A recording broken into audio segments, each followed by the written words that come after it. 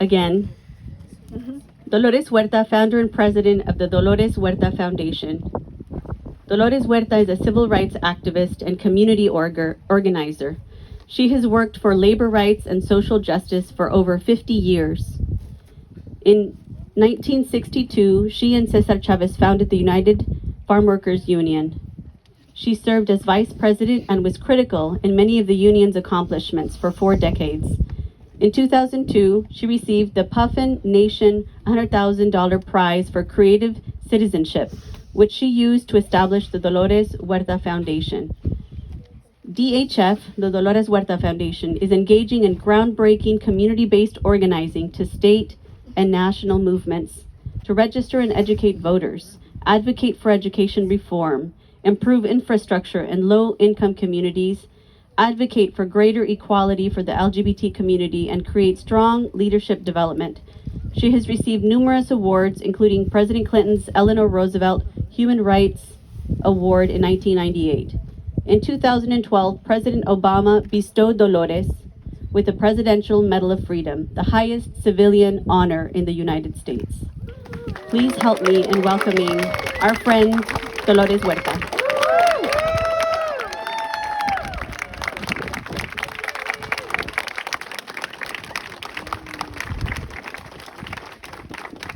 Hello, everybody. Hey, I just want to thank all of you for being here today. Thank you so much for making your presence known and letting Driscoll know that we are not happy with that company, right? No. And I am so happy to join the campaign for organic and restorative agriculture. We can do this, okay? Yes. Number Yes, one. we can. You know, we did not use pesticides in our country until after World War II. And guess who developed the use of pesticides? The Army. Germany, the Nazis. Yeah, this is kind of a gift from the Nazis that we used pesticides. And of course we know that now we're getting other gifts from them like fascism, right? Which we also do not want. And but you know, before that time, through all of the decades and the century, people grew food without pesticides. Mm-hmm. So why do we need it now? We don't need pesticides now. And it has been proven that they can grow food without pesticides. Mm-hmm. Yeah. So there was a person here I want to introduce him, Juan Manuel from United Farm Workers. Let's give him an applause. One of the great organizers of United Farm Workers. And we are just happy to let people know that there is a company, a strawberry company named Swanson Strawberry Farms in Pescadero, okay? And that company for 26 years has grown strawberries without pesticides. Yeah.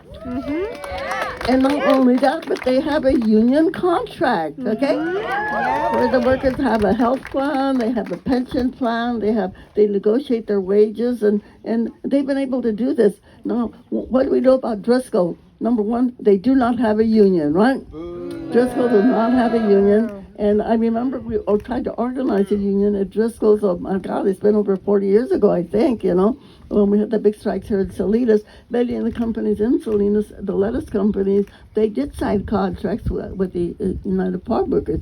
And the one thing about having a union contract is because when you sit down at the table to negotiate, you can say to them, we don't want you to use pesticides, right? You can make that a condition of the work. Well, Driscoll has none of that. And not only here in Watsonville, but we know that down in Baja California, Driscoll has strawberry farms down there. And guess what they use down there? The same thing. They use pesticides on the workers there. The workers have terrible working conditions. The workers have gone on strike several times down there. So Driscoll, we've got to put them in the bad company column, right? Bad company column. And let everybody know that this company is not a company that cares about its workers. It doesn't care about the community. It doesn't care about the consumers. And we have heard here, you know, our live testimonies of people families that have been affected negatively by pesticides. But you know, as consumers, if you're not a farm worker, you're still affected by the pesticides. The United States of America, we have the highest cancer rate of any country in the world. We have the highest cancer rate. And it is devastating when you hear about the farm workers and their families. And I know so many people that I know, even down in the Delano area, young people that are now in their 40s and their 50s, and they're getting cancer. They're dying of cancer because their families, they lived in agricultural communities or they worked in the fields when they were younger, and that they're dying of cancer. This cannot continue.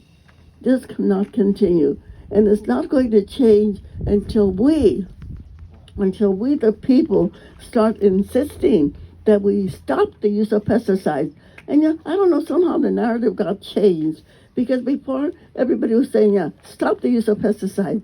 And then all of a sudden, the narrative is, well, let's notify people about the use of pesticides, okay? Well, we know that the notification does not work, right?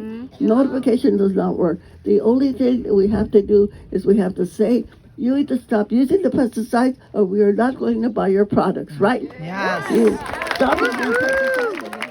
Exactly. Right, okay. And I know there have been attempts in the past, I think I have a couple of boycott Driscoll buttons in my button collection. But we've got to start making a serious effort to say to Driscoll and the other strawberry companies, if you're going to keep using pesticides, we're not going to buy your products.